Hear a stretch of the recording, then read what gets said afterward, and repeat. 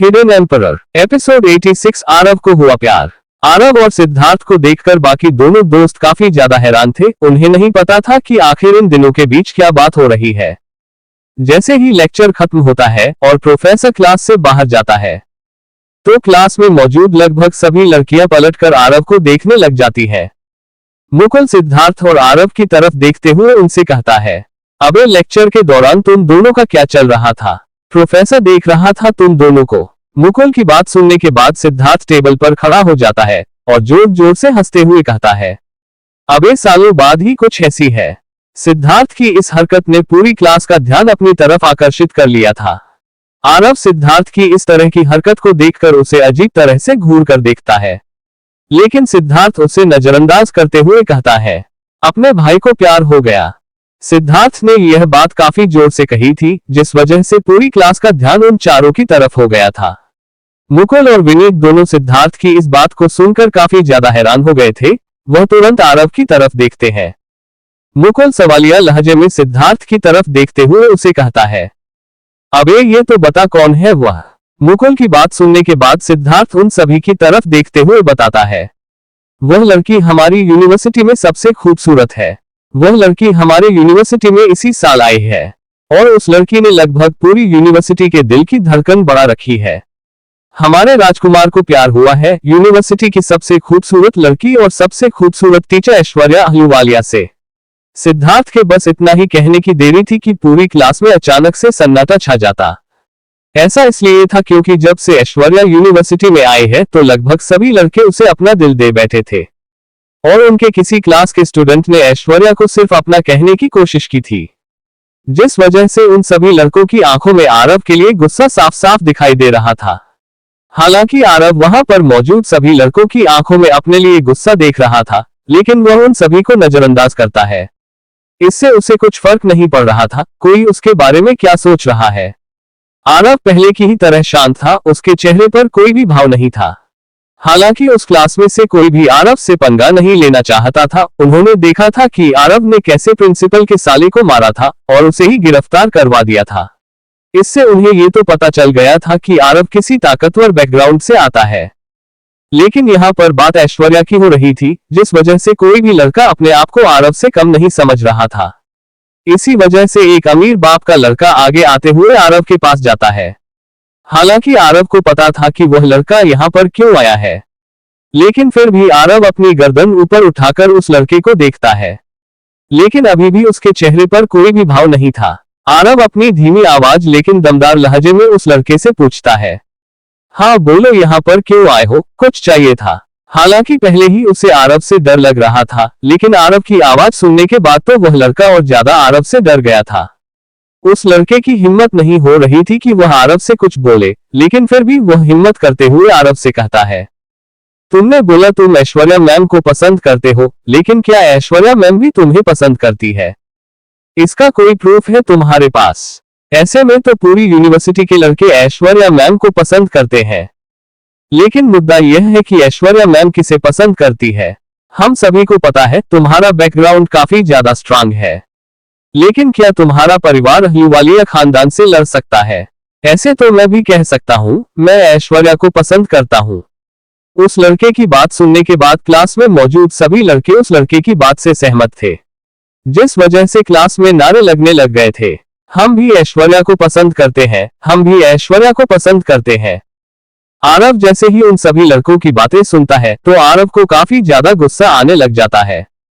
आरव को पता था कि यह सब इस लड़के की वजह से हो रहा है, इसलिए आरव एक गहरी सांस लेते हुए उस लड़के की तरफ देखते हुए धीमी आवाज में कहता है, मुझे ये तो नहीं पता कि मेरा खानदान अहलूवालिया खानदान को टक्कर दे सकता है या नहीं, लेकिन मुझे इतना जरूर पता है अगर मैं तुझे यहाँ पर काट कर भी फेंक भी दूं ना तो तेरा खानदान मेरा बाल भी नहीं उखाड़ पाएगा। और तुम्हारी नॉलेज के लिए बता दूं, मैं अकेला रहता हूँ, और अगर मेरी बातें सुनकर तुझे गुस्सा आ रहा हो ना तो अपने पिता को लेकर यूनिकॉर्न इंडस्ट्री के चेयरमैन के ऑफिस में पहुंच जाना, मैं वहीं पर तुम्हारा इंतजार करूंगा। उस लड़के से इतना कहने के बाद आरव अपनी जगह से खड़ा होता है और सभी को एक बार घूर कर देखता है। आरव की इस हरकत ने वहां पर मौजूद सभी के मुंह पर ताला लगा दिया था। आरव बिना किसी से कुछ कहे सीधा क्लास से बाहर निकल जाता है। अब आरव का यूनिवर्सिटी में रहने का जरा सा भी मन नहीं कर रहा था, इसलिए वह अपनी बाइक को लेकर सीधा यूनिवर्सिटी से बाहर जाने लगता है। यूनिवर्सिटी के बाहर निकालने के बाद आरव देखता है कि एक लड़की लाल रंग की फरारी के सामने खड़ी थी और किसी को कॉल लग रही थी। ये लड़की और कोई नहीं बल्कि ऐश्वर्या थी। आरव तुरंत ऐश्वर्या के बगल में अपनी बाइक ले जाकर खड़ी कर देता है। अचानक से अपने बगल में किसी के आ जाने की वजह से ऐश्वर्या के चेहरे पर गुस्सा आ जाता है। उसे लगा था कि यूनिवर्सिटी का कोई लड़का दोबारा से उसे परेशान करने के लिए आ गया है, लेकिन वह जैसे ही आरव को देखती है तो उसके चेहरे का गुस्सा तुरंत गायब हो जाता है। आरव अपने चेहरे पर हल्की मुस्कान के साथ ऐश्वर्या से पूछता है, कोई दिक्कत है? आरव की इतनी प्यारी आवाज को सुनकर ऐश्वर्या को लगा जैसे भगवान कृष्ण ने अपनी बांसुरी बजाई हो। ऐश्वर्या पहले तो आरव की तरफ देखती है और फिर अपनी गाड़ी की तरफ देखते हुए उसे कहती है, वो क्या है ना, मेरी गाड़ी खराब हो रखी है, इसलिए मैं थोड़ी परेशान हूँ।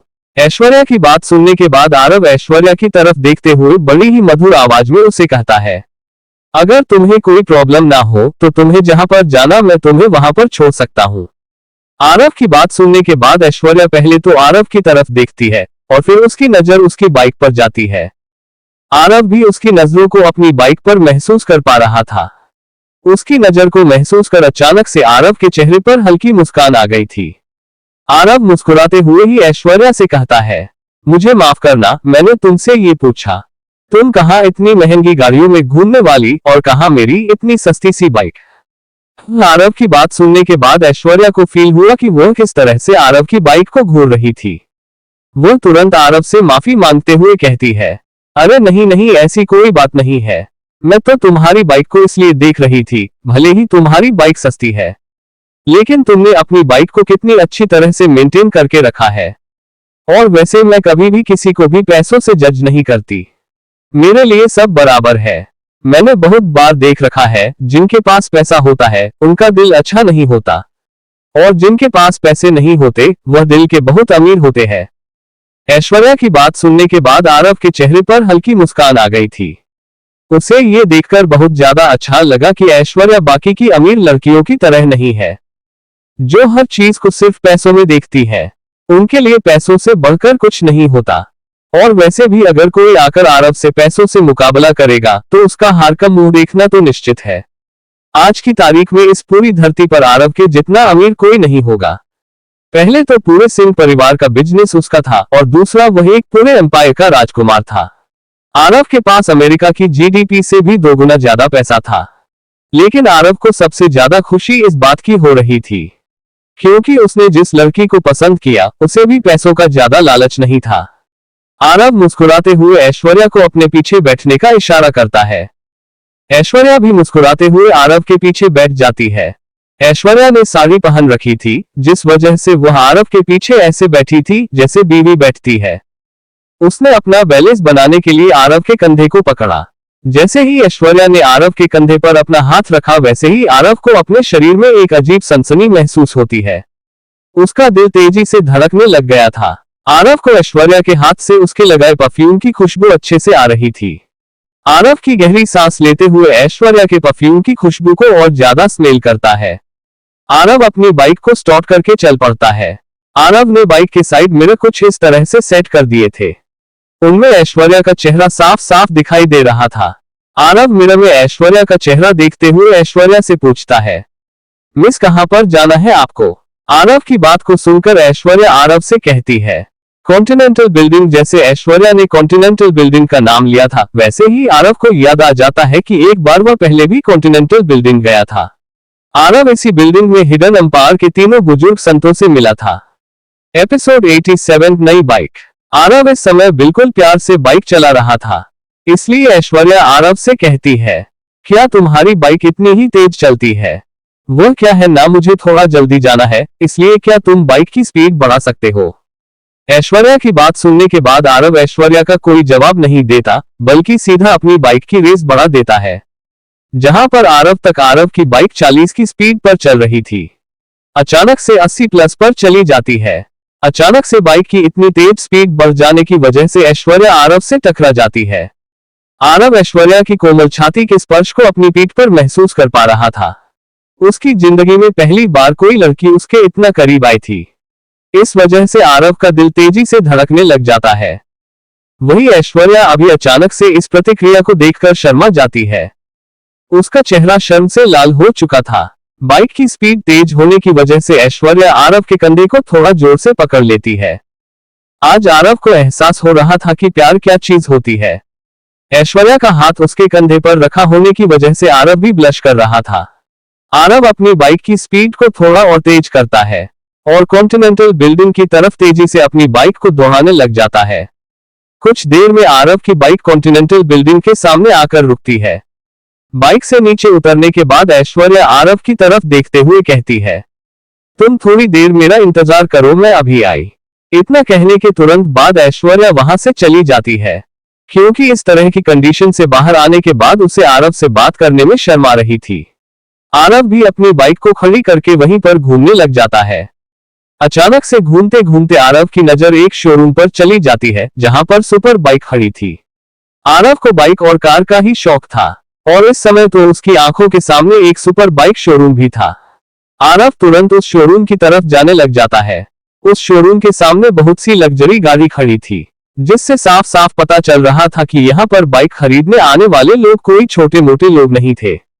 शोरूम की तरफ जाते वक्त आरव की नजर एक इंसान पर पड़ती है, जिसे वह जानता था। आरव तुरंत उस इंसान की तरफ बढ़ता है। वह इंसान किसी से बातें कर रहा था, लेकिन अचानक से उसकी नजर अपने पास आते हुए आरव पर जाती है। वह इंसान तुरंत आरव को पहचान गया था और उसके चेहरे पर एक मुस्कान आ गई थी। वह इंसान तुरंत उस दूसरे इंसान से अपनी बात खत्म करने के बाद आरव की तरफ बढ़ने लग जाता है। वह इंसान आरव के पास आकर उसके सम्मान में सिर झुकाते हुए कहता है, युवराज आप यहाँ। उसे इंसान की बात सुनने के बाद आरव अपना हाथ आगे बढ़ते हुए कहता है, हेलो मिस्टर पटेल। आरव को हाथ मिलाने के लिए अपना हाथ आगे बढ़ाते देखकर मिस्टर पटेल काफी ज्यादा हैरान हो गए थे। उन्हें विश्वास नहीं हो रहा था कि सिंह परिवार का युवराज उससे हाथ मिलाने की पेशकश करेगा। यह मिस्टर पटेल और कोई नहीं बल्कि पटेल ग्रुप के सीईओ दिनकर पटेल थे, जिसके साथ नीरज कोलैबोरेशन करने वाला था। दिनकर पटेल तुरंत आरव से हाथ मिलाने के लिए अपने हाथ को आगे बढ़ा देते हैं। हैंड शेक करने के बाद आरव दिनकर पटेल से पूछता है, आप यहाँ पर क्या कर रहे हैं मिस्टर पटेल। आरव की बात सुनने के बाद मिस्टर पटेल आरव को जवाब देते हुए कहते हैं, युवराज वह क्या है ना, आज मेरे बेटे का बर्थडे है, इसलिए मैं उसके लिए एक बाइक खरीदना चाहता हूँ और यह शोरूम मेरे एक दोस्त का है, इसीलिए सोचा क्यों ना उससे यह एक बाइक पूछ लूं अच्छी सी। दिनकर पटेल की बात सुनने के बाद आरव उसे कहता है, अच्छा आप भी यहाँ पर बाइक खरीदने आया है, मैं भी यहाँ पर अच्छी सी बाइक देखने आया था। आपके बेटे को मेरी तरफ से हैप्पी बर्थडे बोलना। आरव की बात सुनने के बाद दिनकर पटेल मुस्कुराते हुए अपनी गर्दन को हाँ में हिला देता है। फिर आरव दिनकर पटेल के साथ शोरूम के अंदर जाने लगता है। जैसे ही शोरूम का सेल्समैन दिनकर पटेल को अंदर आते हुए देखता है, तो वह तुरंत उनका स्वागत करने के लिए आगे आता है। वह सेल्समैन दिनकर पटेल का स्वागत करते हुए कहता है, मिस्टर पटेल आपका हमारे शोरूम में बहुत बहुत स्वागत है। आप क्या लेना पसंद करेंगे, ठंडा या गर्म। उस सेल्समैन की बात सुनने के बाद मिस्टर पटेल को थोड़ा ऑकवर्ड महसूस होता है, क्योंकि वह इस समय आरव के साथ थे और उस सेल्समैन ने आरव का स्वागत न करते हुए उनका स्वागत किया था। दिनकर पटेल तुरंत अपनी तिरछी निगाहों से आरव को देखते हैं, लेकिन आरव के चेहरे पर किसी भी तरह का कोई भी भाव नहीं था। मिस्टर पटेल समझ गए थे कि आरव को उस सेल्समैन की बातों का बुरा नहीं लगा था, इसलिए दिनकर पटेल राहत की सांस लेते हैं और उस सेल्समैन की तरफ देखते हुए उसे कहते हैं, एक अच्छी सी बाइक दिखाओ। ये शोरूम कावासाकी कंपनी का था। दिनकर पटेल की बात सुनकर वह सेल्समैन तुरंत दिनकर पटेल को बाइक कलेक्शन की तरफ लेकर चला जाता है। दिनकर पटेल के साथ साथ आरव भी उन्हीं के साथ चल रहा था। हालांकि आरव ने ज्यादा महंगे कपड़े नहीं पहन रखे थे, लेकिन फिर भी हर इंसान एक बार तो पलटकर आरव को देख ही रहा था। उस सेल्समैन ने दिनकर पटेल को बहुत सी बाइक दिखाई थी। उन सभी बाइक में से एक बाइक पर आरव की नजर जाकर रुक जाती है। वह बाइक पूरी ब्लैक कलर की थी और वह देखने में काफी ज्यादा अट्रैक्टिव थी। दिनकर पटेल को भी एक बाइक काफी पसंद आई थी। दिनकर पटेल को जो बाइक पसंद आई थी वह ग्रीन कलर की थी और उसका नाम निंजा ZX10R था। दिनकर पटेल को वह बाइक 18 लाख की पड़ी थी। अपनी बाइक खरीदने के बाद दिनकर पटेल पलटकर आरव की तरफ देखता है। वह बड़ी ही धीमी आवाज में लेकिन सम्मान में आरव से पूछता है, युवराज आपको कोई बाइक पसंद आई है? दिनकर पटेल की बात सुनने के बाद आरव हल्का मुस्कुरा देता है और उस बाइक की तरफ इशारा करते हुए कहता है, मुझे वह बाइक पसंद आई है, जरा इससे पूछो वह कितने की है? आरव की बात सुनने के बाद दिनकर पटेल सिर्फ अपनी गर्दन हिला देता है। जब वह सेल्समैन देखता है कि दिनकर पटेल एक सामान्य से लड़के से इतनी इज्जत के साथ बात कर रहे हैं, तो उसे कुछ समझ नहीं आ रहा था। लेकिन उस सेल्समैन की इतनी औकात नहीं थी कि वह दिनकर पटेल से सीधा पूछे कि आखिर यह इंसान कौन है। लेकिन वह सेल्समैन जैसे ही उस तरफ देखता है जहां पर आरव ने इशारा किया था, वह ये देखकर काफी ज्यादा हैरान हो जाता है, क्योंकि वहां पर इस शोरूम की सबसे महंगी बाइक खड़ी थी। उस सेल्समैन ने उम्मीद नहीं की थी कि यह नौजवान लड़का इतनी महंगी बाइक को पसंद कर लेगा। लेकिन उस सेल्समैन को लगा था कि वह जैसे ही इस लड़के को इस बाइक की असली कीमत बताएगा, तो ये लड़का अपने पैरों को पीछे खींच लेगा। इसलिए वह सेल्समैन तुरंत आगे आते हुए आरव से कहता है, सर आपको वह बाइक पसंद है? वह हमारे शोरूम की सबसे महंगी बाइक है। उस बाइक का नाम है निंजा H2 और उस बाइक की कीमत 80 लाख से ज्यादा की है। उस सेल्समैन की बातों को सुनकर आरव को पता चल गया था कि वह सेल्समैन उसका मजाक उड़ाने के लिए ऐसी बातें कर रहा है। हालांकि उस सेल्समैन ने बड़े ही अच्छी तरीके से आरव को ये बात कही थी, लेकिन उसकी बातों में छिपे ताने को आरव अच्छी तरह से समझता था। वैसे भी आरव इतना शरीफ तो था नहीं कि ऐसे ही किसी को अपना मजाक बनाने देगा। आरव इस सेल्समैन को अच्छा मजा चखाना चाहता था, इसलिए आरव बिना कुछ बोले अपनी जेब से अपने ग्रीन सुप्रीम कार्ड को बाहर निकालता है और उस सेल्समैन को देते हुए कहता है, ठीक है, इससे पेमेंट कर लो। आरव की बात सुनने के बाद वह सेल्समैन आरव को अजीब तरह से देखता है, लेकिन वह ना चाहते हुए भी वह उसका कार्ड लेकर स्वाइप मशीन में स्वाइप कर देता है और अगले ही पल एक डिंग की साउंड के साथ पेमेंट सक्सेसफुल हो जाती है, जिसे देखकर उस सेल्समैन के चेहरे के हाव भाव तुरंत बदल जाते हैं। लेकिन जैसे ही उसे सेल्समैन ने आरव के अकाउंट में बचे हुए बैलेंस को देखा तो उसके आंखों के सामने अंधेरा छाने लग जाता। ऐसा इसलिए था क्योंकि आरव के इस कार्ड में 10,000 करोड़ रुपए थे और इस बाइक की पेमेंट काटने के बाद भी आरव के इस कार्ड के बैलेंस में कुछ भी फर्क नहीं पड़ा था। यह दृश्य तो ऐसा था जैसे किसी ने समुद्र के अंदर से एक बाल्टी पानी भरकर निकाल लिया हो। वह सेल्समैन आरव के बैलेंस को देखकर थर-थर कांप गया था। उसे नहीं लगा था कि यह साधारण सा दिखने वाला लड़का इतना ज्यादा अमीर होगा। वह लड़का ये सोचकर ही काफी ज्यादा हैरान हो चुका था, जिसके अकाउंट में इतनी ज्यादा पैसे हैं तो उसकी नेटवर्थ कितनी ज्यादा होगी। अब उस सेल्समैन को कहीं ना कहीं अफसोस हो रहा था कि इस तरह के खतरनाक इंसान का उसने क्यों मजाक उड़ाया। अगर यह इंसान अपनी ताकत दिखाने पर आ गया तो उसे पता नहीं यह इंसान उसे कितनी बार खरीद कर बेच देगा।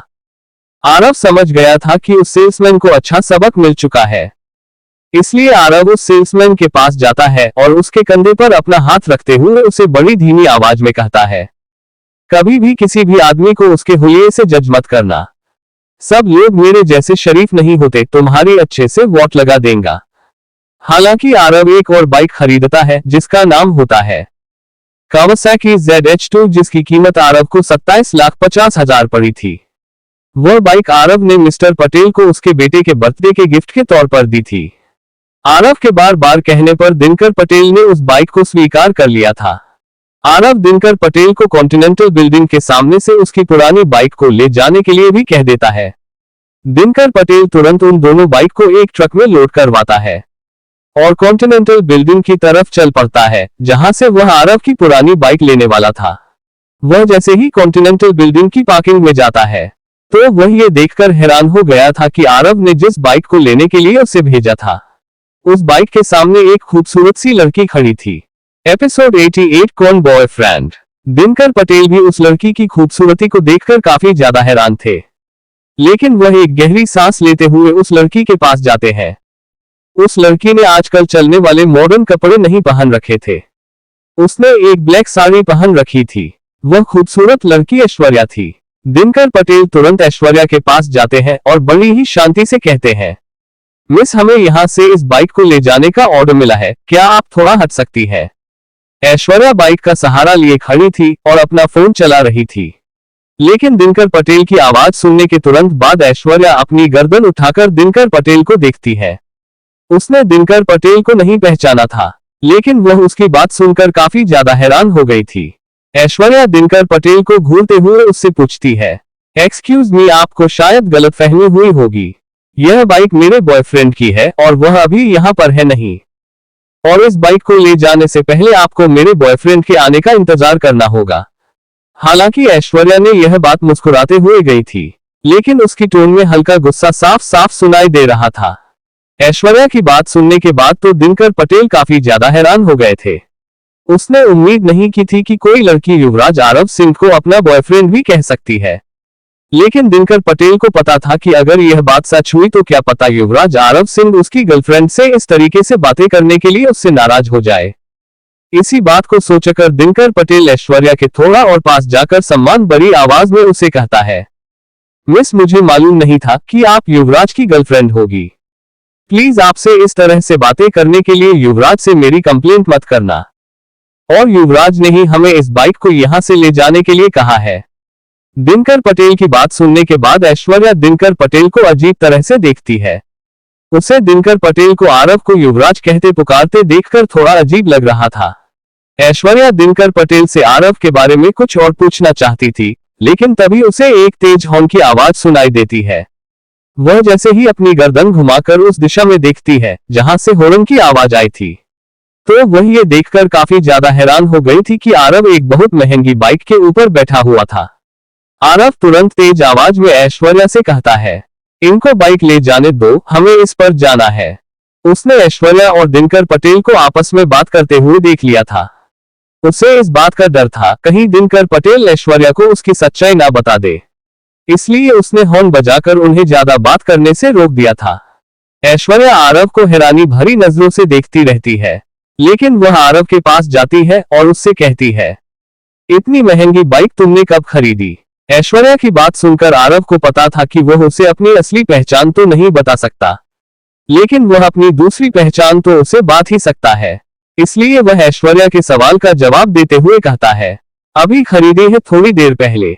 आरव की बात सुनकर ऐश्वर्या आरव को शक भरी नजरों से देखती है।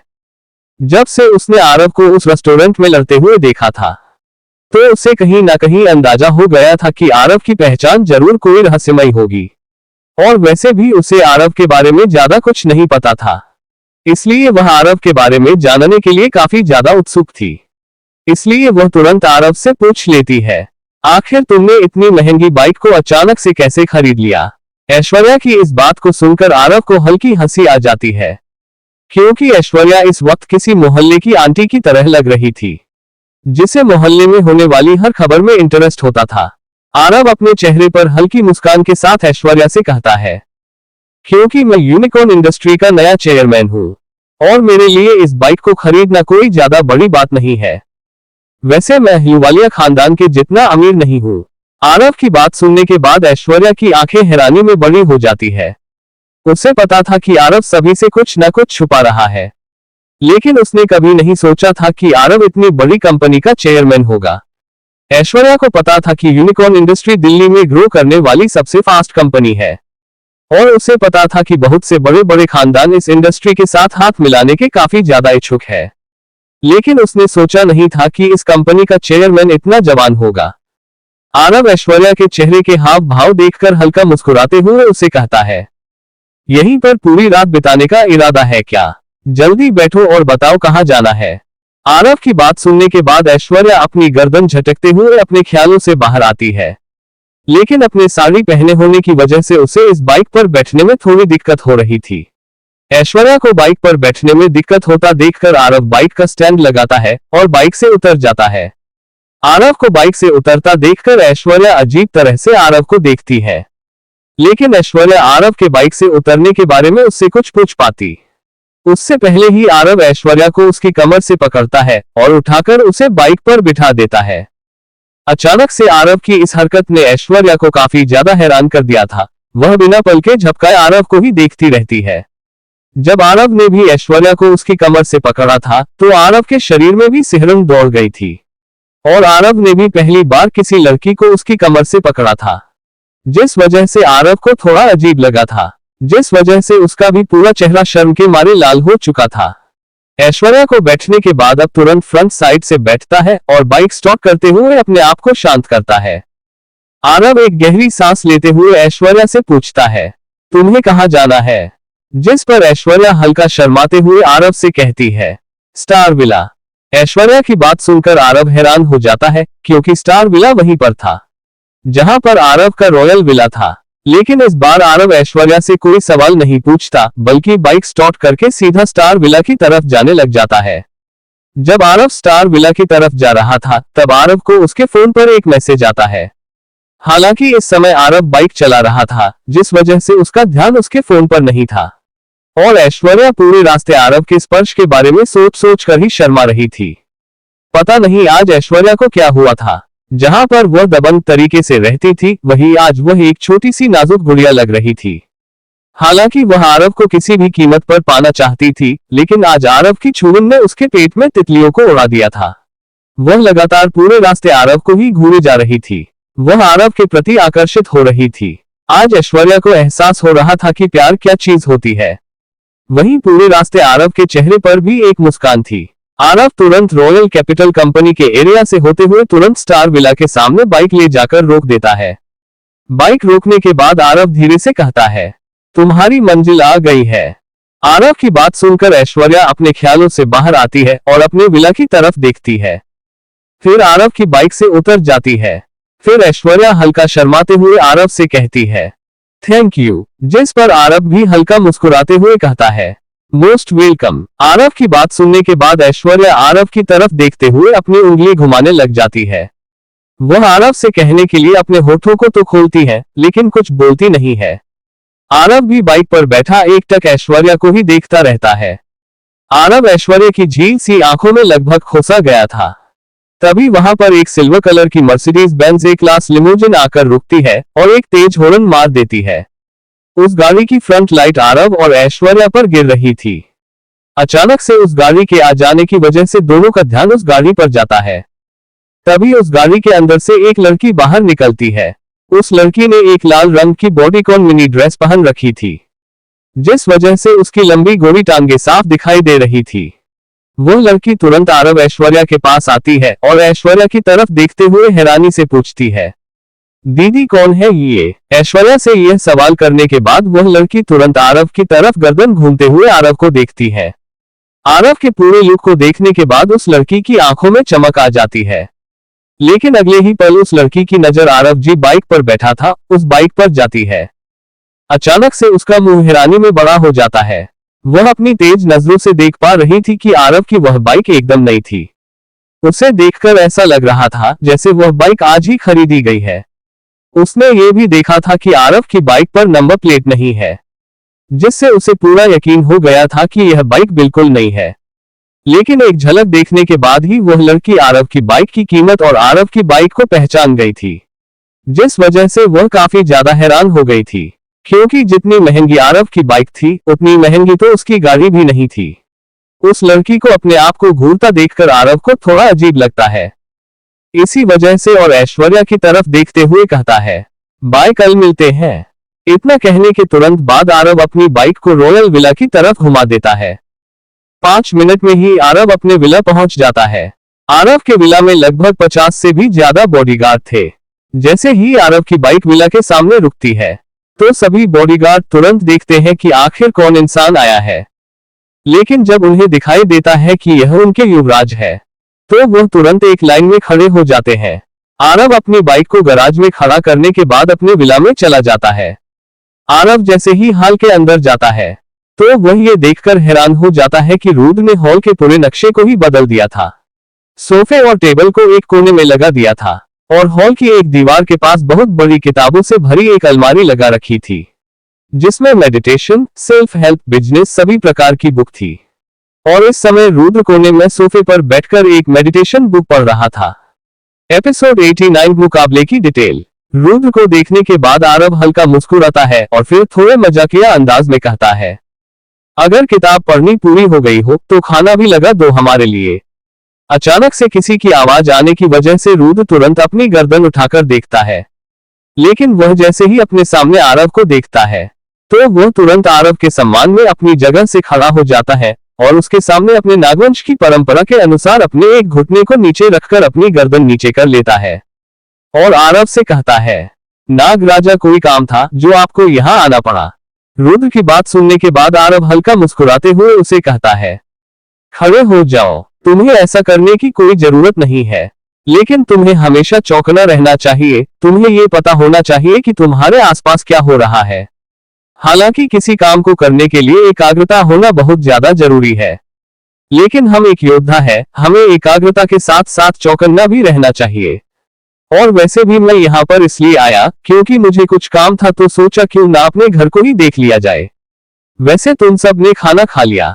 आरव की बात सुनकर रुद्र अपनी जगह से खड़ा होता है और आरव से कहता है, नागराजा अभी हम में से किसी ने भी खाना नहीं खाया, लेकिन कुछ योद्धा किचन में खाने का इंतजाम कर रहे हैं। रुद्र की बात सुनकर अब अपनी गर्दन हिला देता और कहता है, मेरे लिए भी खाना बनाने के लिए कह देना, आज मैं तुम सबके साथ खाना खाऊंगा। आरव की बात सुनकर रुद्र अपनी गर्दन हिला देता है। फिर आरव रुद्र की तरफ देखते हुए कहता है, खाना बनाने के बाद मुझे आवाज दे देना, तब तक मैं फ्रेश हो लेता हूँ। आरव की इस बात पर भी रुद्र अपनी गर्दन हिला देता है। फिर आरव अपने कमरे में चला जाता है। अपने कमरे में जाने के बाद आरव फ्रेश होकर अपने नॉर्मल लोअर टी शर्ट में आ जाता है। आरव अपने बेड पर कूदकर अपना फोन चलाने लगता है। अपना फोन ऑन करने के तुरंत बाद आरव को अपने व्हाट्सएप पर एक मैसेज दिखाई देता है। लेकिन हैरानी वाली बात यह थी, जिस नंबर से आरव को व्हाट्सएप आया था वह नंबर आरव के फोन में सेव नहीं था। आरव तुरंत मैसेज खोलकर देखता है आखिर किसने उसे मैसेज भेजा है। लेकिन मैसेज पढ़ने के अगले ही पल आरव की आंखें हैरानी में छोटी हो जाती है, क्योंकि उसे मैसेज हिडन एम्पायर से आया था। मैसेज पढ़ने के बाद आरव को सबसे नीचे एक लिंक दिखाई देता है। आरव एक गहरी सांस लेता है और उस लिंक पर क्लिक कर देता है। लिंक पर क्लिक करने के तुरंत बाद आरव एक प्राइवेट वेबसाइट पर पहुंच जाता है। वहां पर आरव को दिल्ली के 11 जिले यानी डिस्ट्रिक्ट के बारे में बताया गया था। उस वेबसाइट पर सारी डिटेल पढ़ने के बाद आरव की आंखें हैरानी में बड़ी हो जाती है। उस वेबसाइट के अनुसार दिल्ली के इन 11 जिला को 11 अलग अलग इंसान कंट्रोल करते हैं और हर वह इंसान उस जिले का किंग है।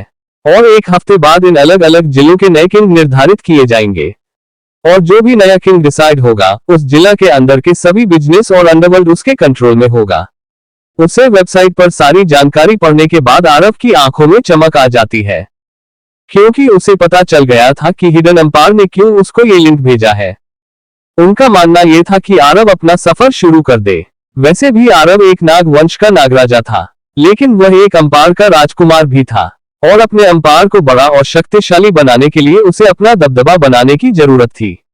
इसलिए उसने सोच लिया था कि वह इस मुकाबले में हिस्सा लेने वाला है। हालांकि उसे पता था कि इस मुकाबले में और भी बहुत से ताकतवर योद्धा आने वाले हैं, लेकिन उसे अपनी ताकत पर पूरा विश्वास था। वह इस मुकाबले को बड़ी ही शांति से जीत जाएगा। आरव इस समय साउथ वेस्ट दिल्ली के इलाके में रहता था, इसलिए उसे साउथ वेस्ट दिल्ली के जिला राजा मुकाबले में हिस्सा लेना होगा। आरव ने सोच लिया था वह इस मुकाबले में अपने साथ किसी को भी नहीं ले जाने वाला है। आरव इस बारे में सोच रहा था, तभी उसे रुद्र की आवाज आती है जो उसे खाने के लिए बुला रहा था। आरव तुरंत हिडन एम्पायर के व्हाट्सएप पर एक मैसेज छोड़ता है और फोन को अपनी जेब में डालकर खाना खाने के लिए नीचे आ जाता है।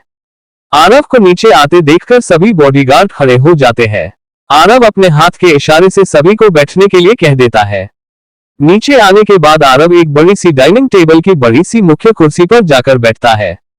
वो कुर्सी ऐसी लग रही थी जैसे किसी राजा महाराजा की कुर्सी हो। आरव सभी के साथ मिलकर खाना खाता है। खाना खाने के बाद सभी लोग अपने आप कमरे में चले जाते हैं। आरव के विला में केवल 7 कमरे थे और हर एक कमरे में लगभग 10 बॉडीगार्ड एक साथ रहते थे। सिर्फ रुद्र अकेला एक कमरे में रहता था और जो एक कमरा खाली रहता था उसके अंदर कोई भी नहीं जाता था, क्योंकि वह आरव का कमरा था। सभी के अपने अपने कमरे में जाने के बाद आरव रुद्र को हॉल में रोककर बहुत सी नई तकनीक और ताकतवर बनने के बहुत से तरीका बताता है। आरव ने पहले ही इन 50 लोगों को रुद्र के हवाले कर दिया था और रुद्र ने अपनी मेहनत के साथ साथ उनकी भी बहुत मेहनत करवाई थी, जिससे इन बॉडीगार्ड की भी ताकत और बढ़ गई थी। अब ये सभी बॉडीगार्ड योद्धा की श्रेणी में आने से सिर्फ आधा कदम दूर थे। लेकिन इन सबसे अलग रुद्र काफी ज्यादा खुश था, क्योंकि वह इस समय एक पीली श्रेणी का नाग बन चुका था। लेकिन आरव ने उसे इतनी भयानक तकनीक सिखाई थी कि वह अपनी उन तकनीकों का इस्तेमाल करके हरे मंडल के नाग से भी मुकाबला कर सकता था। लेकिन वह एक नवांश से था और नागवंश का हर नाग एक समय सीमा पर बहुत कमजोर हो जाता है। हालांकि भले ही आरव एक नागवंश का नाग राजा था, उस पर भी यह नियम लागू होता था, लेकिन वह नाग राजा था तो इसीलिए उस पर यह समय सीमा थोड़ी कम होती थी और यह समय सीमा साल में एक बार आती थी। लेकिन इस समय आरव की शक्ति इतनी ज्यादा भयानक थी कि ब्रह्मा मंडल का नाग भी उसका मुकाबला नहीं कर सकता था और रुद्र को बहुत सी दिव्य तकनीक भी सिखाता है। लेकिन अपने परिवार के बॉडीगार्ड्स के लिए भी आरव रुद्र को 2 तकनीक देता है। ये दोनों तकनीक आरव को वालिया खानदान को बर्बाद करने के बाद मिली थी, लेकिन आरव को इन तकनीक से कोई फर्क नहीं पड़ता था, इसलिए उसने इन तकनीक को रुद्र को दे दिया था। रुद्र को सारी बातें बताते बताते हैं लगभग रात के 12 बजे चुके थे, इसलिए आरव अपने कमरे में जाकर सो जाता है। भले ही आरव रात को लेट सोया था, लेकिन अगले दिन आरव सुबह ब्रह्म मुहूर्त पर उठ गया था। लेकिन ब्रह्म मुहूर्त के समय भी अंधेरा था, इसलिए आरव किसी को भी नहीं उठाता और बाहर गार्डन में आकर चौकड़ी मारकर बैठ जाता है और अपने आराध्य शिव के ध्यान में मग्न हो जाता है। आरव ने रात को ही मैसेज करके अपने दोस्तों को बता दिया था कि वह कुछ दिनों के लिए यूनिवर्सिटी में नहीं आने वाला है। काफी देर तक ध्यान में रहने के बाद आरव हल्की फुल्की एक्सरसाइज करने लग जाता है, जिससे उसका शरीर खुल जाए। जब तक सब उठे थे, आरव गार्डन में एक्सरसाइज कर रहा था। आरव को गार्डन में देखकर सभी बॉडीगार्ड आरव के सम्मान में अपना सर झुका लेते हैं और वह भी अपनी अपनी एक्सरसाइज करने लग जाते हैं। तभी आरव के विला का दरवाजा खुलता है और 4-5 जवान लड़के आरव के विला में एंट्री लेते हैं। आरव उनको अपने विला में देखकर हैरान हो जाता है और सवालिया भरी नजरों से रुद्र की तरफ देखने लग जाता है। रुद्र भी समझ जाता है आरव उससे क्या पूछना चाहता है, इसलिए वह तुरंत आरव के पास आकर उसे बताता है, नागराजा, जब से हम यहाँ पर रहते हैं तभी से आसपास रहने वाले सभी लोग अपने अपने बच्चों को कहते थे कि वह भी एक्सरसाइज करे और लगातार अपने मन बाप के ताने सुनने के बाद एक दिन ये लड़के हमारे पास आकर पूछते हैं क्या हम भी तुम्हारे साथ एक्सरसाइज कर सकते हैं, जिस पर हमने भी इन्हें आने से नहीं रोका और तभी से ये लोग रोज सुबह हमारे साथ एक्सरसाइज करने के लिए आ जाते हैं। रुद्र की बात सुनने के बाद आरव के चेहरे पर हल्की मुस्कान आ जाती है। आरव ने नहीं सोचा था कि इन सभी बॉडीगार्ड के रोज सुबह एक्सरसाइज करने की वजह से आसपास रहने वाले माँ बाप भी अपने बच्चों को डांटने धमकाने लग जाएंगे और आरव ने वैसे भी रुद्र को खुली छूट दे रखी थी, इसलिए रुद्र ने भी पूरे विला में जिम का सामान और किताबें भर रखी थी। शुक्र है आरव ने उसे अपने कमरे में जाने से मना किया था, वरना वह उसके कमरे को भी जिम में बदल देता। रुद्र की बातों को ध्यान से सुनने के बाद आरव ने सोच लिया था कि वह अपने रहने के लिए कोई दूसरा घर खरीद लेगा, क्योंकि रुद्र ने इस पूरे विला को जिम में बदल दिया था और आरव को ऐसा लग रहा था जैसे वह किसी जिम में रह रहा है। रुद्र की बात सुनने के बाद आरव रुद्र को भी जाने के लिए कह देता है। फिर रुद्र सभी को एक्सरसाइज करवाने लग जाता है। बॉडीगार्ड के साथ साथ रुद्र लड़कों को भी एक्सरसाइज करवाता है और खुद भी करने लग जाता है। आरव ने ज्यादा इंटेंस एक्सरसाइज नहीं की थी, इसलिए हल्की फुल्की एक्सरसाइज करके आरव नहाने चला जाता है। वे लड़के भी यहाँ पर आज किसी नए इंसान को देखकर हैरान थे। उन्होंने इतने दिनों में कभी भी आरव को यहाँ पर नहीं देखा था, इसीलिए एक लड़का अपने पास वाले बॉडीगार्ड से पूछता है, भाई वह कौन है जो अभी अभी अंदर गया है? उस लड़के की बात सुनने के बाद वो बॉडीगार्ड उस लड़के की तरफ देखता है और बड़ी धीमी आवाज में कहता है, हमारे बॉस है। इतना कहने के बाद वह बॉडीगार्ड दोबारा से एक्सरसाइज करने लग जाता है और वह उस लड़के पर ज्यादा ध्यान नहीं देता। उस लड़के के साथ बाकी के लड़के भी खड़े थे, जिस वजह से उन सभी ने उस बॉडीगार्ड की बात सुनी थी। वे सभी लड़के उस बॉडीगार्ड की बात सुनकर हैरान थे। उन्हें विश्वास नहीं हो रहा था कि इस नौजवान लड़के के लिए इतने सारे बॉडीगार्ड काम करते हैं। उनके दिमाग में सिर्फ यही सवाल चल रहा था, आखिर ये लड़का है कौन? लेकिन उस बॉडीगार्ड के बर्ताव को देखकर वह समझ गए थे, उनमें से कोई भी उन्हें कुछ नहीं बताएगा। आज से पहले वह बॉडीगार्ड हमेशा उसके साथ अच्छे से बात करते थे, लेकिन आज तो वे वफादार बच्चों की तरह चुपचाप एक्सरसाइज कर रहे थे। कोई भी कुछ नहीं बोल रहा था। इससे उन्हें ये तो पता चल गया था कि यह नौजवान लड़का कोई मामूली इंसान नहीं है। Episode 90 royal bungalow. जब तक सब एक्सरसाइज कर रहे थे, तब तक आरव नहा धोकर बाहर आ चुका था। नहाने धोने के बाद आरव अपने फोन में हिडन अंपायर के द्वारा भेजी गई और डिटेल पढ़ रहा था। हिडन अंपायर के लोगों ने इस मुकाबले के बारे में सारी इंफॉर्मेशन निकालकर आरव को भेज दी थी। जब तक आरव इस इंफॉर्मेशन को पढ़ रहा था तब तक सभी बॉडीगार्ड नहा धो लिए थे और खाना लग चुका था। रुद्र आरव को खाना खाने बुलाता है। आरव सभी के साथ मिलकर खाना खाता है और अपने लिए नए विला को देखने के लिए रॉयल कैपिटल कंपनी के ऑफिस की तरफ पैदल ही चल पड़ता है। आरव अपनी मस्ती में ही चल रहा था। उसने एकदम नॉर्मल कपड़े पहन रखे थे। उसने क्रीम कलर की शर्ट पहन रखी थी जिस पर हल्के ब्लू रंग में प्रिंट था और नीचे से ब्लू जीन्स पहन रखी थी। अब अपनी मस्ती में रॉयल कैपिटल कंपनी की तरफ जा रहा था। सुबह का समय था जिस वजह से सभी लोग अपने अपने घरों से बाहर निकले हुए थे, जिस वजह से सभी लोग आरव को देखकर हैरान हो रहे थे क्योंकि आरव का लुक देखने में काफी ज्यादा सिंपल था। वह देखने में ज्यादा अमीर नहीं लग रहा था। फिर भी उन विला में रहने वाली बहुत सी लड़कियां आरव को ही देख रही थी। एक विला की बालकनी में 50 वर्षीय इंसान अपना नाइट सूट पहनकर खड़ा था। तभी उस इंसान की नजर भी आरव पर जाती है। भले ही वह इंसान 50 साल का था लेकिन फिर भी उसकी नजरें किसी सामान्य इंसान की नजरों से ज्यादा तेज थी।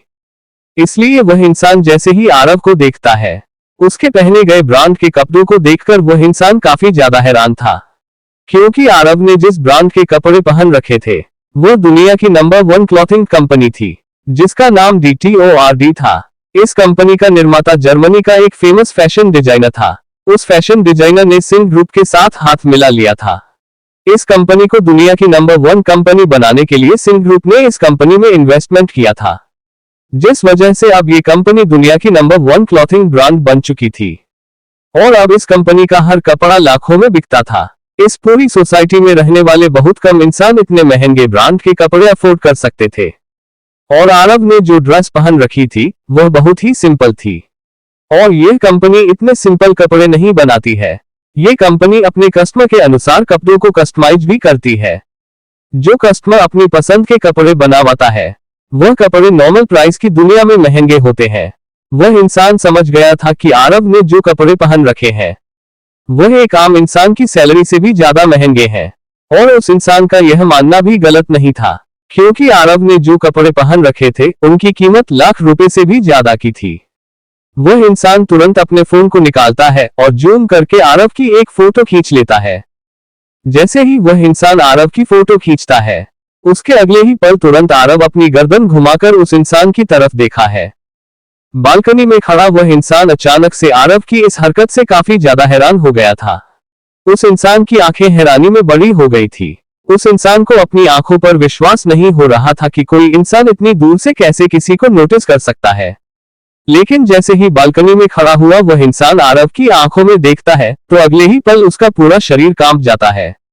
आरव की आंखें एकदम ठंडी थी, उनमें किसी भी तरह का कोई भी भाव नहीं था, जिस वजह से आरव की आंखें किसी शैतान की आंखों से कम नहीं लग रही थी। लेकिन आरव उस इंसान को ज्यादा नहीं डरना चाहता था, इसलिए वह तुरंत उसे नजरअंदाज करते हुए आगे निकल जाता है। आरव के जाने के बाद वह इंसान एक गहरी सांस लेता है और अपने आप से ही हैरानी भरी आवाज में कहता है, आखिर वह लड़का था कौन? वह तो सच में काफी भयानक था। मैं अपने आप को काफी ताकतवर योद्धा समझता था। मैंने तो सोचा था कि इस बार का जिला राजा में ही बनूंगा, लेकिन अगर उस लड़के ने जिला राज्य मुकाबले में हिस्सा लिया तो शायद ही कोई उससे ज्यादा ताकतवर होगा। अपने आप से इतना कहने के बाद वह इंसान एक और गहरी सांस लेता है और कमरे के अंदर चला जाता है। वहीं आरव रॉयल कैपिटल कंपनी के ऑफिस में पहुंच गया था। आरव के कहने पर पहले ही रिसेप्शन पर मौजूद चेल्सी नाम की लड़की को जॉब से निकाल दिया था, जिस वजह से अब रिसेप्शन पर चेल्सी की जगह एक दूसरी लड़की थी। वह लड़की भी चेल्सी की ही तरह काफी खूबसूरत थी, लेकिन इस लड़की के बर्ताव और चेल्सी के बर्ताव में दिन रात का अंतर था।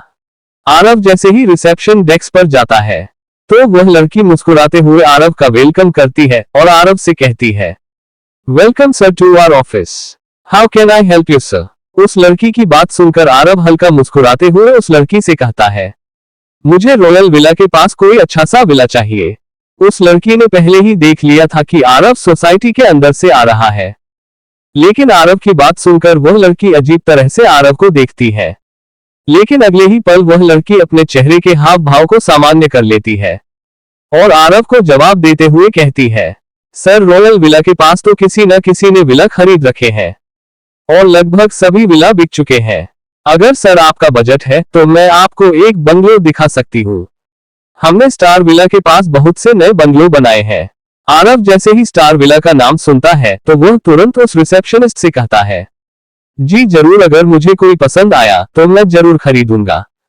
आरव की बात सुनकर वह रिसेप्शनिस्ट गर्ल हल्का मुस्कुरा देती है, लेकिन आरव देख पा रहा था कि उस लड़की की मुस्कान नकली है, जिसे देखकर आरव के चेहरे पर भी हल्की मुस्कान आ जाती है। वह लड़की आरव को अजीब तरह से देख रही थी, लेकिन फिर भी मुस्कुरा रही थी। वह लड़की मन ही मन अपने आप से कहती है, इसके कपड़े तो देखो 2000 के भी नहीं होंगे और खरीदने चला है बंगलो। प्रिटेंड तो ऐसे कर रहा है जैसे यहाँ का सबसे अमीर आदमी है, लेकिन जैसे ही उन बंगलों की कीमत सुनेगा तो ये हैरान ना हो जाए।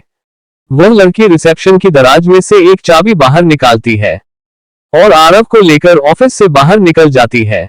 आरव जैसे ही ऑफिस से बाहर निकलता है तो गार्ड उसे देखकर तुरंत पहचान जाते हैं और वह तुरंत आरव को सैल्यूट करते हैं। आरव भी उन्हें देखकर हल्का मुस्कुरा देता है, लेकिन वह रिसेप्शनिस्ट उन गार्ड की हरकत को देखकर काफी ज्यादा हैरान हो गई थी, क्योंकि यह गार्ड जब वह ऑफिस आती थी तो उसे सैल्यूट नहीं करते थे और इस लड़के को कर रहे थे। इसलिए उस लड़की की आंखें हैरानी में थोड़ी छोटी हो जाती है, लेकिन वह इन्हें नजरअंदाज करते हुए एक गार्ड को चाबी देते हुए कहती है, हमें बंगलो वाले एरिया की तरफ ले चलो। वह गार्ड तुरंत चाबी ले लेता है और एक गाड़ी को लेकर आता है। वह लड़की आरव को गाड़ी में बैठने का इशारा करती है और खुद भी गाड़ी में बैठ जाती है। आरव भी गाड़ी में बैठ जाता है। फिर वह ड्राइवर तुरंत आरव और उस लड़की को लेकर बंगलो वाले एरिया की तरफ चल पड़ता है। 10 मिनट की ड्राइविंग के बाद वे तीनों बंगलो वाले एरिया में पहुंच जाते हैं। वह रिसेप्शन वाली लड़की आरव को एक एक सभी बंगले दिखने लग जाती है। आरव को सबसे ज्यादा पसंद स्टार विला के पास वाला बांग्ला आया था, क्योंकि स्टार विला विला सोसाइटी के बिल्कुल अंत में आता था और स्टार विला के 100 मीटर आगे ही बंगले बने थे और जो बांग्ला सबसे आगे बना हुआ था उस बंगले का नाम रॉयल विला था। ये बंगला इस सोसाइटी का सबसे आलीशान बंगला था। ये बंगला 45,000 स्क्वायर फीट के एरिया में बना हुआ था। ये बंगला डबल फ्लोर का बना हुआ था। ये पूरा बंगला व्हाइट कलर का था।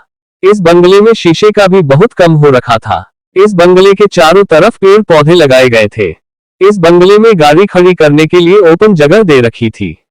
इसमें एक बड़ा सा स्विमिंग पूल था, लॉन्च था।